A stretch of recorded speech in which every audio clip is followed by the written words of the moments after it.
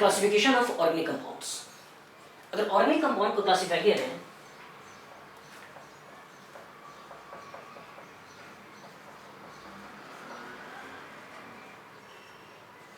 तो ये organic compound cyclic हो सकते हैं, ये ऑर्गेनिक कंपाउंड एसाइक्लिक हो सकते हैं। इसका मतलब organic compounds are mainly divided into two parts. First, acyclic and second is cyclic. Acyclic compounds are also called as aliphatic compound.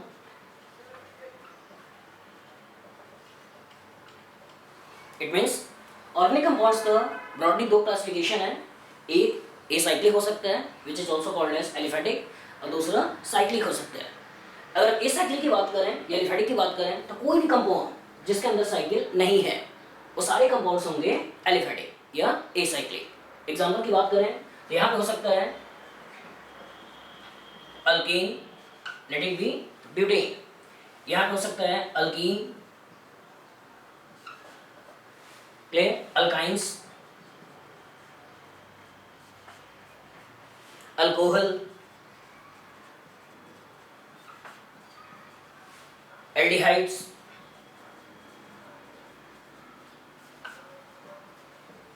Carboxylic acid,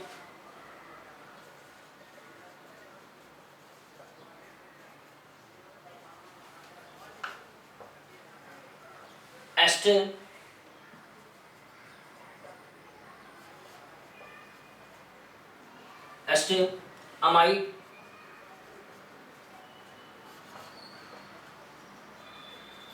amines,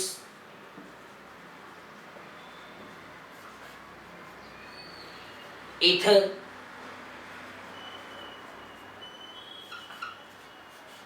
मतलब ऐसा कोई भी कंपाउंड जिसके अंदर साइकिल नहीं है, all are categorised into acyclic और aliphatic. जैसे alkene, alkene, alkyne, alcohol, aldehydes, carboxylic acid, ester, amides, amines या ईथर। मतलब सिस्टम में बस यही देखना है कि क्या सिस्टम में साइकिल है या सिस्टम में साइकिल नहीं है। अगर सिस्टम में साइकिल नहीं है इसका मतलब होगा एसाइक्लिक और एलिफैटिक। लेकिन अगर सिस्टम में साइकिल होगा तो cyclic compounds are divided into two parts.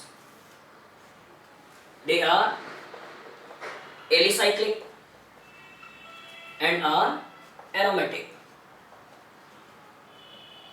Clear? Alicyclic means aliphatic plus cyclic, aliphatic plus cyclic. इसका मतलब एलिसाइक्लिक की जो बात करते हैं वो एलिसाइक्लिक की बात करते हैं। एलिफैटिक कंपाउंड अगर साइक्लिक हो जाए तो then such compounds are called as alicyclic.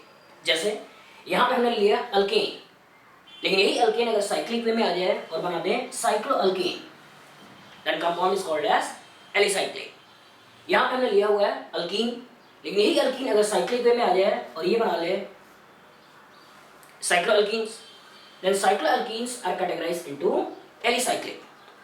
अगर यहाँ पे लिया अल्काइंस, अगर ये अल्काइंस नंबर ऑफ कार्बन बहुत ज़्यादा हो जाए, 12, 13 हो जाए, 14, 16 हो जाए और उसमें अगर ट्रिपल बॉन्ड कहीं आ जाए रिंग के अंदर, दैट इज साइक्लोअल्काइंस। तो साइक्लोअल्काइंस का जो कैटेगरी होगा वो होगा एलिसाइक्लिक। यहाँ पे हमने लिया अल्कोहल, यहाँ पे हमने लिया एल्डिहाइड, यहाँ लिया हमने कार्बोक्सिलिक एसिड, यहाँ हमने लिया एस्टर। यही एस्टर, अमाइड, अमीन्स, ईथर्स अगर साइक्लिक वे में चला जाए, जैसे मान लो अगर हमने एस्टर की बात किया, यही एस्टर अगर साइक्लिक वे में जाते हुए ऐसे बना ले, ऐसे बना ले, तो this ester is categorised into alicyclic. अगर हमने एमाइड की बात किया तो यही पर्टिकुलर अगर साइक्लिक वे में जाते हुए ये अमाइड कुछ इस तरह से बना ले तो ये अमाइड होगा एलिसाइक्लिक। इसी तरह अमीन्स, अमीन्स की बात कर रहे हैं तो यही अमीन अगर साइकिल के अंदर आ जाए इट मीन्स एलिसाइक्लिक। अगर हमने बात की ईथर की, यही ईथर अगर साइक्लिक में चला जाए तो ये बन जाएगा एलिसाइक्लिक। इसका यही पर्टिकुलर एलिफैटिक कंपाउंड्स अगर साइक्लिक वे में चले जाएं, साइकिल का पार्ट हो जाए, functional groups are the part of the cycle, then compound is called as alicyclic. Important part क्या है कि फंक्शनल ग्रुप पार्ट होना चाहिए साइकिल का, उसको बोला जाएगा एलिसाइक्लिक। और एरोमेटिक कि ऐसा कोई भी कंपाउंड जो इन चारों कंडीशन को फॉलो करे। Clear? First condition is system should be cyclic, जैसा मैंने पहले ही बोला हुआ है कि साइक्लिक का ही पार्ट होगा एरोमेटिक और एलिसाइक्लिक। क्लियर? तो पहली कंडीशन ये एरोमेटिक होने की, compound must be cyclic. If system is not cyclic then compound will never be aromatic. और सेकंड, अगर उस पर्टिकुलर कंपाउंड का नेचर साइकिल है तो साइकिल किसी न किसी एटम के द्वारा मिलकर बना होगा, तो उस एटम का हम हाइब्रिडाइजेशन देखते हैं। इसका मतलब first system should be cyclic and second each atom of the ring must be sp2 और sp हाइब्रिडाइज्ड। मतलब अगर जिस एटम ने मिलकर साइकिल का फॉर्मेशन किया हुआ है तो हम उस एटम का हाइब्रिडाइजेशन देखेंगे। अगर each atom of the ring must be sp2 और sp, अगर sp2 और sp होता है तो ही हम सिस्टम को सोचेंगे कि एरोमेटिक की तरफ जा सकता है। लेकिन अगर कोई भी एक एटम sp3 हुआ तो उस पर्टिकुलर केस में कंपाउंड को हम एरोमेटिक कैटेगराइज नहीं करेंगे। मतलब पहली कंडीशन है कि सिस्टम को साइक्लिक होना चाहिए, दूसरी कंडीशन है कि हर एक एटम का हाइब्रिडाइजेशन sp2 या sp होना चाहिए। और अगर हाइब्रिडाइजेशन sp2 या sp है तो उसके शेप की बात करें कि पूरे मॉलिक्यूल का शेप कैसा होना चाहिए, तो शेप होना चाहिए प्लानर। तीसरी कंडीशन क्या है कि molecule as a whole must be planar, मतलब उस पर्टिकुलर में प्लानरिटी होनी चाहिए। उस पर्टिकुलर में कभी भी हम टेट्रावैलेंसी नहीं सोचेंगे। उस पर्टिकुलर में टेट्रावैलेंट आ गया तो उस पर्टिकुलर का कभी भी हाइब्रिडाइजेशन sp2 या sp नहीं हो सकता है, और उस पर्टिकुलर केस में मॉलिक्यूल कभी भी एरोमेटिक भी नहीं हो सकता है। और लास्ट, अगर सिस्टम में sp2 या sp हाइब्रिडाइजेशन है तो मिलकर पाई बॉन्ड का फॉर्मेशन किए होंगे, तो उस पाई इलेक्ट्रॉन्स के नंबर को काउंट कर लेते हैं। अगर पाई इलेक्ट्रॉन्स का नंबर 4n+2 होता है then compound will be aromatic. It last condition is number of pi electrons must be 4n+2 pi in number। तो इसका मतलब पहली condition system should be cyclic, each atom of the ring must be sp2 और sp hybridized, molecule as a whole planar and total number pi electrons is 4n+2। यहाँ n की values हो सकती है, वो n की वैल्यू 0 भी हो सकती है, तो इसमें पुट करें तो वैल्यू आ जाएगी 2, n की वैल्यू 1 भी हो सकती है, अगर इसमें पुट करें तो इलेक्ट्रॉन्स आ जाएंगे 6, n की वैल्यू 3 भी 2 भी हो सकती है, यहाँ पुट करें 10, n की वैल्यू अगर मैंने 3 ले लिया 14, मतलब 4 का अंतर होना चाहिए, 2, 6, 10, 14, 18। तो इस पर्टिकुलर कैटेगरी में आते हैं तो उस कंपाउंड को बोला जाएगा एरोमेटिक।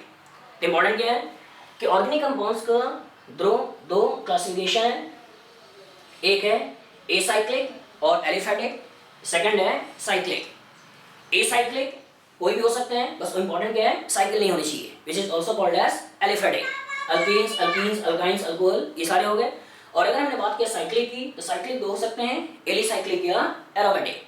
एलिसाइक्लिक यही एलिफैटिक कंपाउंड अगर साइक्लिक वे में आ जाए तो बोला जाता है एलिसाइक्लिक। और एरोमेटिक कंडीशन कि ऐसा कोई भी मॉलिक्यूल जो इन चारों कंडीशन को फॉलो करता है, मतलब साइक्लिक है, sp2 है, प्लानर है और नंबर ऑफ इलेक्ट्रॉन्स 4n+2 है, then compound is called as aromatic. इसे में कभी कभी ऐसे कैटेगराइज करते हैं कि इस एलिसाइक्लिक में साइकिल के अंदर कोई हेटेरो एटम आ जाए, और ऐसा भी हो सकता है कि साइकिल के अंदर कोई भी हेटेरो एटम ना हो। क्लियर? तो इसका मतलब अगर साइकिल के अंदर कोई भी हेटेरो एटम नहीं है, हेटेरो एटम मतलब नाइट्रोजन हो सकता है, ऑक्सीजन हो सकता है, सल्फर हो सकता है, मतलब कार्बन नहीं होना चाहिए।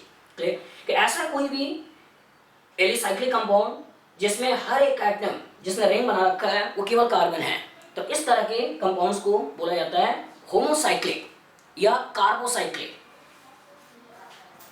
कार्बोसाइक्लिक। तो इसका ऐसा कोई भी एलिसाइक्लिक कंपाउंड जिसके रिंग्स केवल कार्बन के मिलकर बने हुए हो, केवल कार्बन से मिलकर बने हुए हो, तो इन तरह के कंपाउंड्स को बोला जाता है कार्बोसाइक्लिक। मतलब carbocyclic is a part of alicyclic. लेकिन ऐसा कोई कंपाउंड जिसमें साइकिल है और साइकिल का कोई भी एक एटम, एक भी हो सकता है, एक से ज्यादा भी हो सकता है, कि कम से कम एक एटम अगर हेटेरो एटम है, कार्बन को छोड़कर कोई दूसरा एटम है, तो उस तरह के एलिसाइक्लिक कंपाउंड्स को हम कैटेगराइज करते हैं और बोलते हैं ये हेटेरोसाइक्लिक। तो इसका मतलब दो तरह का एलिसाइक्लिक कंपाउंड हो सकता है। एलिसाइक्लिक कंपाउंड हो सकता है कार्बोसाइक्लिक, और इसी को कभी कभी बोलते हैं होमोसाइक्लिक।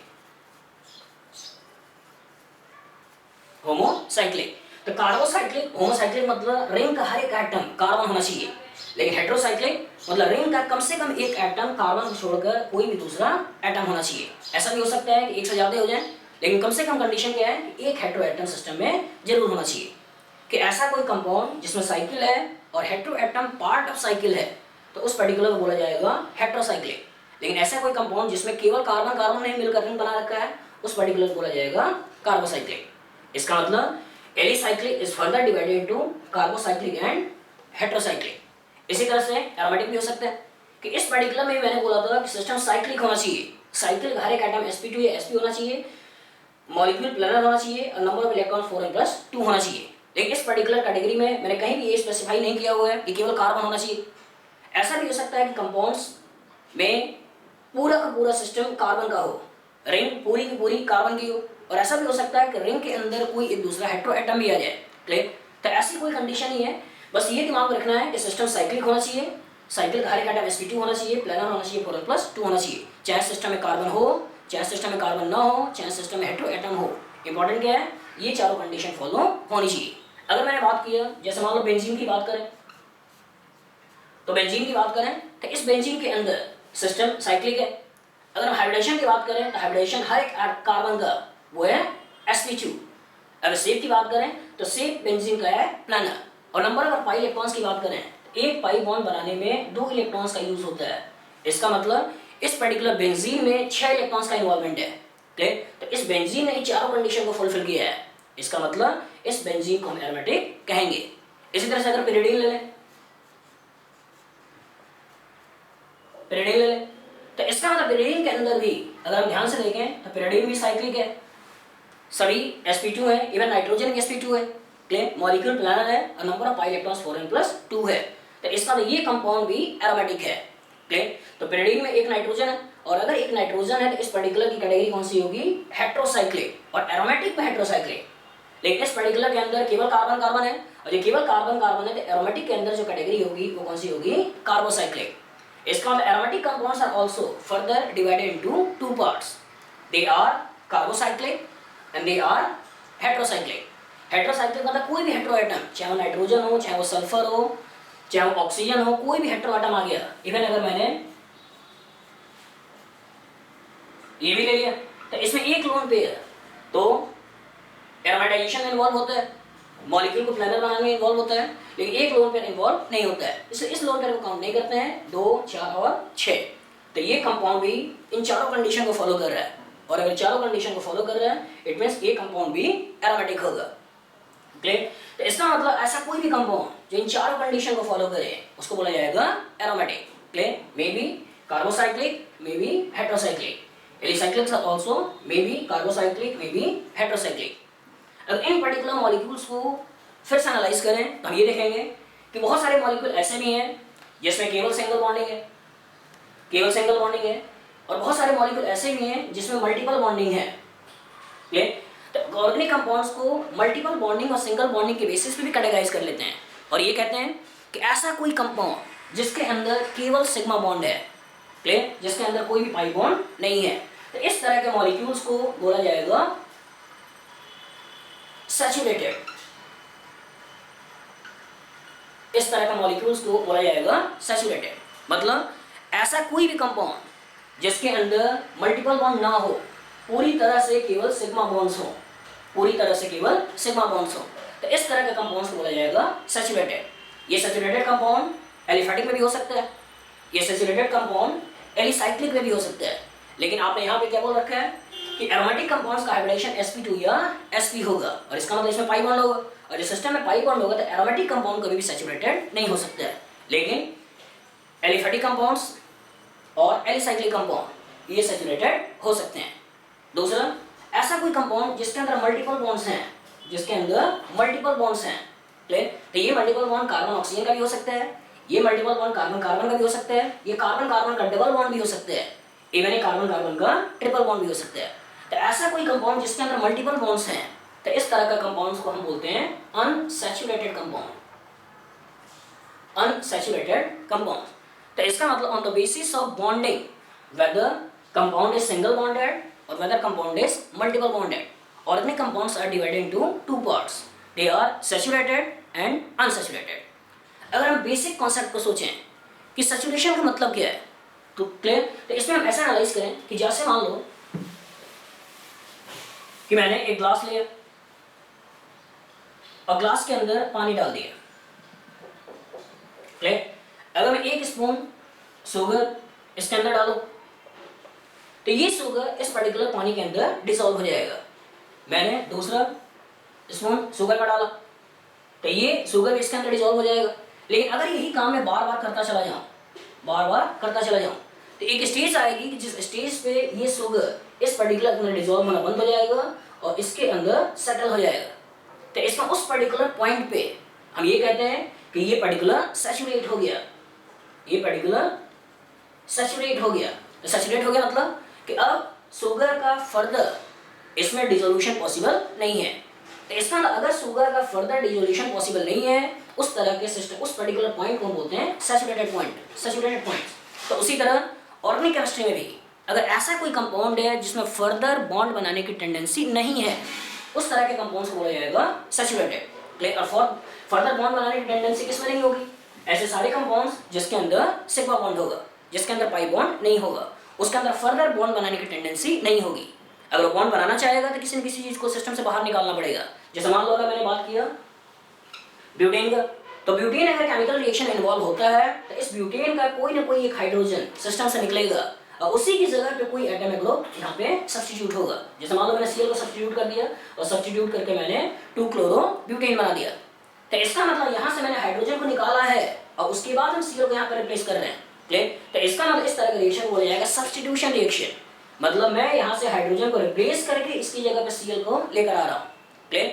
लेकिन मैंने इसमें कोई चीज ऐड नहीं किया हुआ है। लेकिन अगर मैंने यही बात की अल्कीन्स की और ये मानो ब्यूटीन ले लिया और ब्यूटीन के ऊपर अगर मैं HCl का रिएक्शन कराया होता, क्लियर, तो ये ब्यूटीन का ये कार्बन का स्केलेटन होता ही होता, क्लियर, इस पर्टिकुलर पोजीशन पे आ जाता Cl, इस पर्टिकुलर पोजीशन पे आ जाता H।